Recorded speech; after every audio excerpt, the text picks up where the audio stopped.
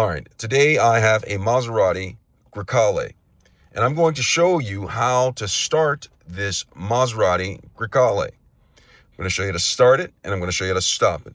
But before I get started, if you find my video helpful in any way, can you give me a thumbs up as well as subscribe to my channel? I'll appreciate it tremendously. All right, so I'm inside of the Maserati Grecale. In order to start the vehicle is currently in park, as you can see. I'm going to take my foot and I'm going to press down on the brake. Now, when I press down on the brake, what I'm going to do is I'm going to look towards the steering wheel. And on the steering wheel, there are two knobs right here. Okay, so I have two knobs right here. Now, what I'm going to do is I have my foot on the brake. I'm going to take my finger right here and I'm going to press this. Now, keep in mind, you have to have your fob key inside of your vehicle. I have it sitting in my cup holder down here. So the fob key is inside of the vehicle. I'm going to take my finger and I'm going to press down on this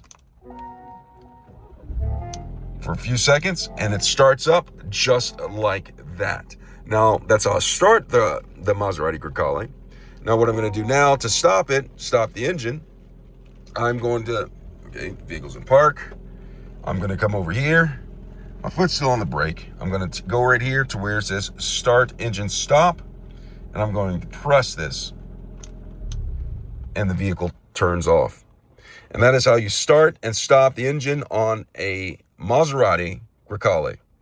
Hope this video has been helpful. Thanks a lot for watching.